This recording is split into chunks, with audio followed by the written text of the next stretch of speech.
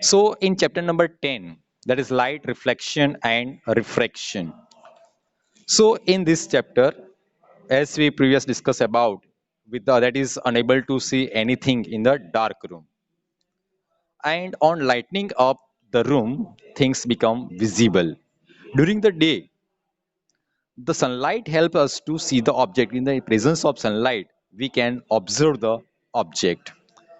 An object reflects light that falls on it, and this reflected light, when received by our eyes, enable us to see things. Here, we are able to see through a transparent medium as light is transmitted through it. So, in the presence of the sunlight, we can observe so many things. Okay, you can be read, you can see read the textbook also. You can see the different objects in your home also with the reflected of the light. Here, there are number of common wonderful phenomena associated with the light. For example, mirrors, the twinkling of the stars, colors of the rainbow, bending of light by the medium. So these are all the example of the phenomena associated with the light. Now in this chapter, we discuss about the phenomena of reflection as the refraction of the light. So first we discuss about the reflection of the light. So in reflection of the light, as we discuss about the two laws, there are two laws. So a highly polished surface, that is plane mirror, okay, it reflects most of the light falling on it. And we are already familiar with the laws of the reflection of the light, and these laws are the first, that is angle of incidence is equal to the angle of reflection. Angle of incidence is equal to the angle of reflection. The incident ray, the normal, and the reflected ray all are lie in the same plane. Okay, incident ray, reflected ray, and the normal all are lie in the same plane. So these are the two laws of the reflection of the light. Now here,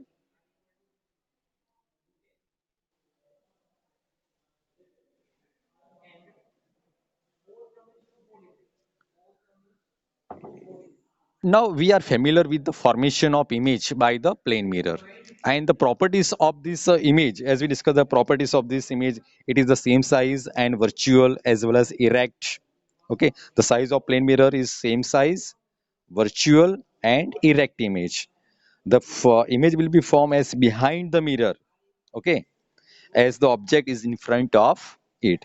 And the third characteristics is the image is laterally inverted. Okay, laterally inverted.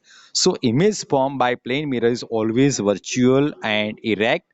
The size of image is equal to that of the object, and image is laterally inverted. So these are the characteristics or properties of by the plane mirror. Now we discuss about the activity 10.1. So for in this activity, that is we have take the large shining spoon, new, and try to view your face in its curved surface. Okay, so the image obtained is larger. Okay, on a spoon, the image will be obtained larger.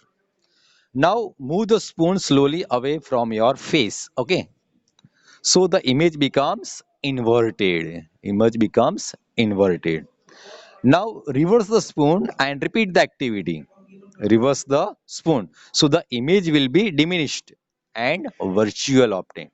Okay. So in this activity, what you have take the large shining spoon, new, and try to view your face on its curved surface. The image you obtain it will be larger. The now move the spoon slowly away from your face. So the image becomes inverted. And reverse the spoon and repeat the same activity. So the image is diminished as well as virtual. Okay. Now next to that is a spherical mirror. It will be cancelled and all the example will be cancelled by the government. Now will come that is refraction of the light. That is 10.2 whole cancel. Okay, 10.3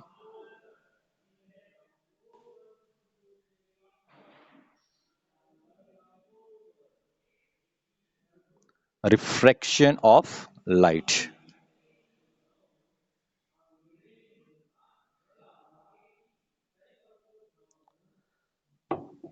Now, refraction of the light, that is we might have observed that the bottom of tank, you observe that is bottom of the tank or the bottom of the pond containing water appears to be raised. Okay, similarly, when a thick glass slab is placed over some printed matter, the letters appear raised when viewed through the glass. Similarly, a pencil partly immersed in water in a glass tumbler or in a glass or in a beaker. So you have to observe that this appear, the pencil will be broken. Okay.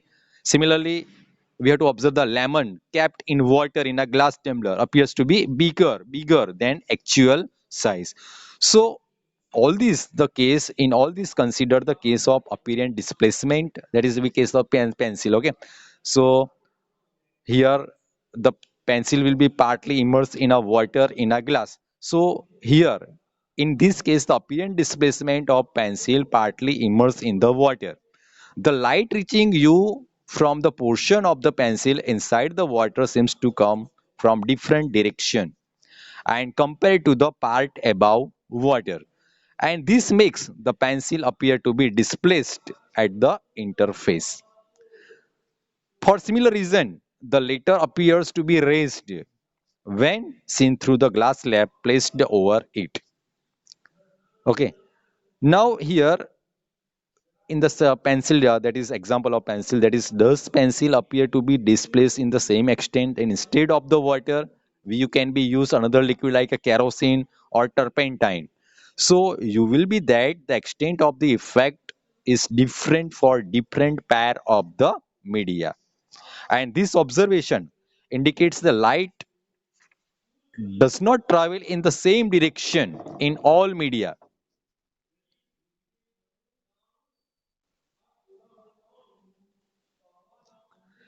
And when traveling obliquely from one medium to another medium, the direction of propagation of light is the second medium changes from one medium to another medium, the direction of light will be changed. And this phenomenon, it is known as the refraction of the light. So when traveling obliquely from one medium to another medium, the direction of propagation of light in the second medium will be changes, and this phenomenon, it is known as the refraction of the light. So for that refraction of the light, we should consider that is activity for 10.7 we will discuss. So in this activity, that is we have to place the coin at the bottom of the bucket filled with the water.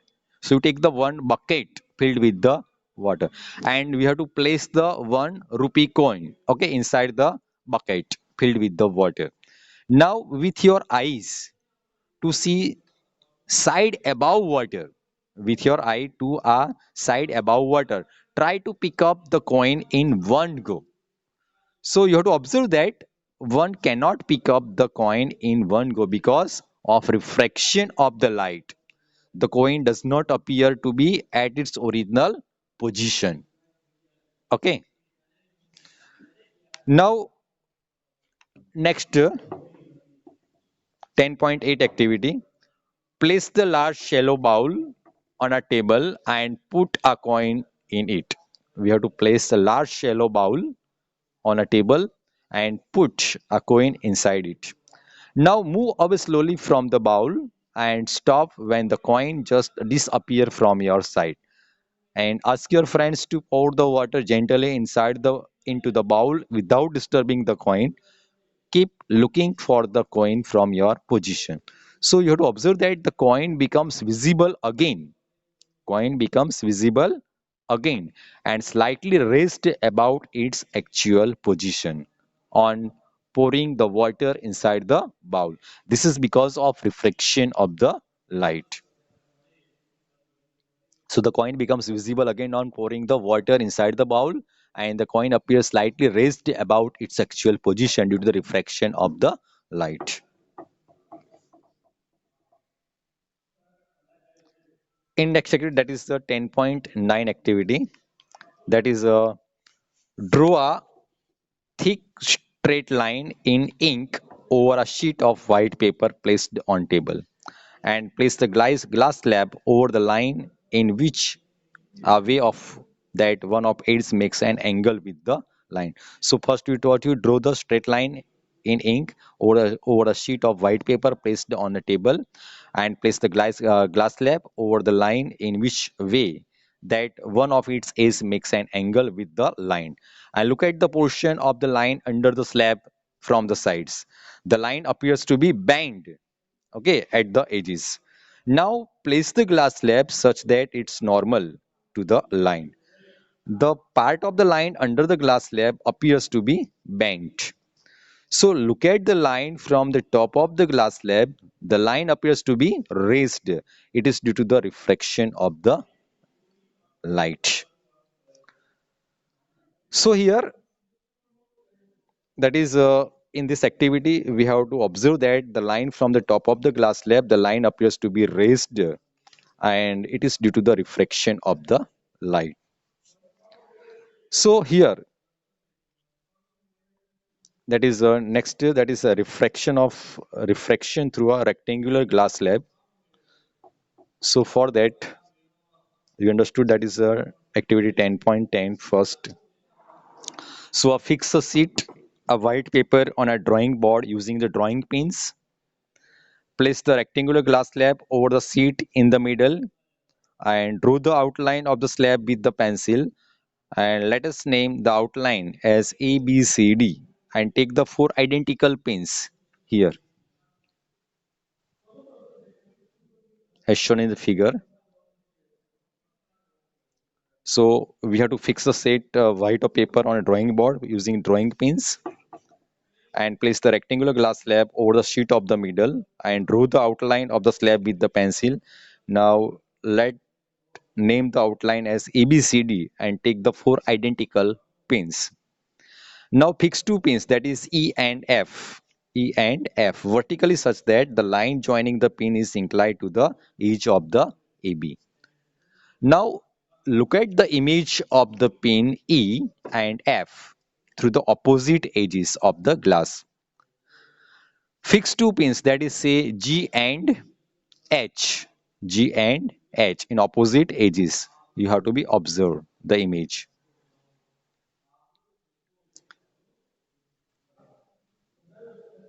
Now remove the pins and the slab. Glass slab you have to be remove, as well as pins will be removed. And join the position of the tip of the pins E and F, and produce the lines to AB.